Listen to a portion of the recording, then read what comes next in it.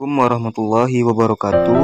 Dalam video ini saya akan menjelaskan tentang sistem penyimpanan dalam arsip. Apa itu arsip? Arsip adalah rekaman kegiatan atau peristiwa dalam berbagai bentuk dan media sesuai dengan perkembangan teknologi informasi dan komunikasi yang dibuat dan diterima oleh lembaga negara, pemerintahan daerah, lembaga pendidikan, perusahaan, organisasi politik, organisasi kemasyarakatan, dan perorangan dalam pelaksanaan. Adapun alat-alat yang digunakan dalam penyimpanan arsip, yang pertama ada namanya yaitu filing cabinet. Filing cabinet adalah peralatan arsip yang bisa digunakan untuk menyimpan berkas ke dalam laci. Filing cabinet ini bisa dibuat dari plastik logam atau kayu. Di bagian laci biasanya menggunakan semacam slide untuk mempermudah ketika membukanya. Lalu ada semacam pengunci untuk mencegah laci ketarik keluar hingga lepas. Mekanisme sederhana ini sangat membantu untuk buka tutup laci. Di depan laci bisa ditempelkan label untuk memudahkan mengidentifikasi berkas yang ada di dalamnya. Kemudian yang kedua ada rotari. Rotari adalah alat kearsipan untuk menaruh berkas dan bisa digerakkan secara berputar. Jenis ini memang dirancang dengan sedemikian rupa untuk tujuan bisa menampung berkas lebih banyak dari lemari jasa, termasuk filing kabinet di atas. Kemudian yang ketiga ada lemari arsip.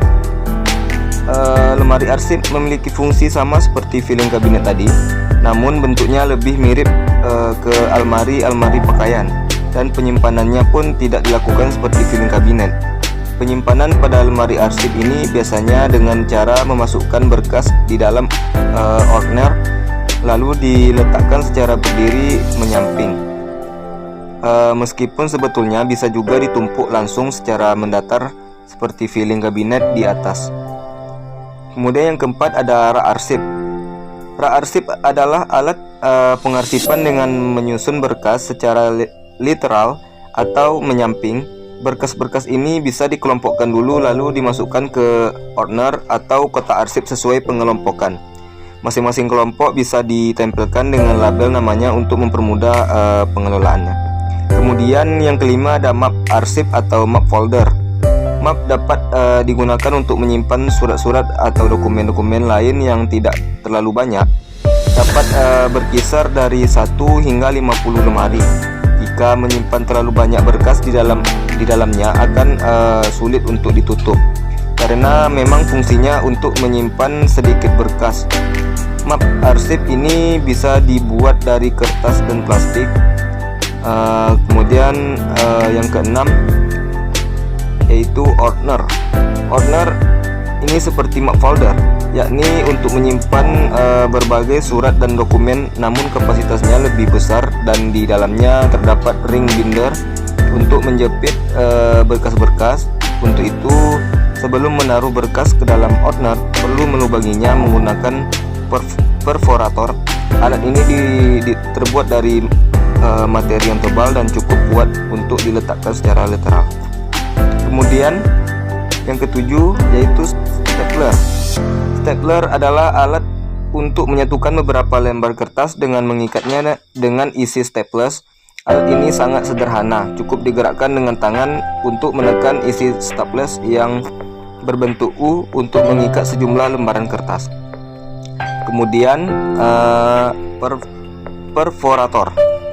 Perforator adalah alat yang biasa digunakan untuk membuat lubang di tepi kertas, namun dapat pula digunakan untuk melubangi arsip. Alat ini penting dalam peralatan pengarsipan karena dibutuhkan ketika ingin memasukkan berkas ke dalam order. Lubang yang dibuat perforator biasanya memiliki diameter 5 mm. Perforator memiliki beberapa jenis berdasarkan lubangnya yang dimilikinya, dimulai dari 1 lubang, 2 lubang sampai 5 lubang. Lebih dari 5 lubang membutuhkan mesin yang besar yang biasanya dimiliki oleh percetakan offset dan percetakan digital untuk melubangi pekerjaan kalender dan agenda. Kemudian ada yaitu label. Label adalah alat yang digunakan untuk memberi judul pada pengelompokan kertas, lalu dapat ditempelkan pada bagian folder. Kemudian ada alat sortir.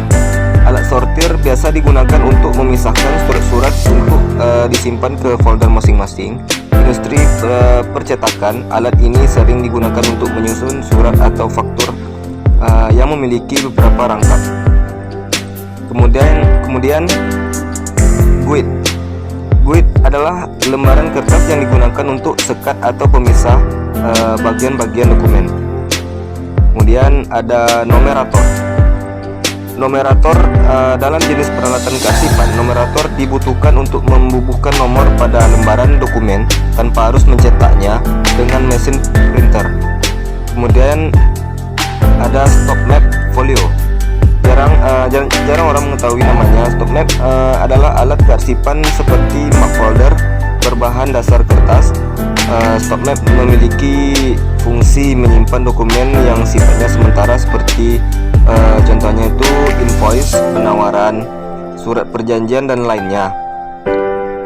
Kemudian ada map Snellhechter. Ada 2 jenis map Snellhechter yang tersedia di banyak toko stationery, yaitu jenis kertas dan jenis plastik. Kemudian yang terakhir ada hanging map. Hanging map adalah sebuah map yang memiliki kaitan di atasnya.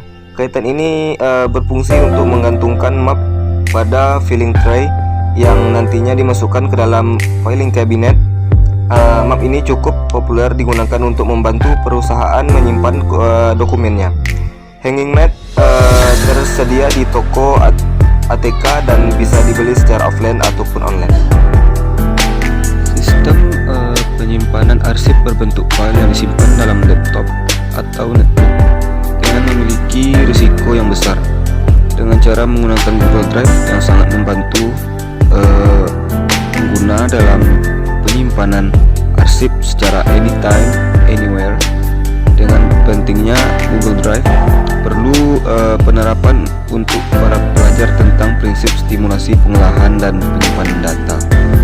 Kemudian saran saya perlu adanya pengembangan dan sosialisasi kepada para pengguna atau para pekerja untuk menggunakan Google Drive sebagai media penyimpanan arsip secara retrieval system.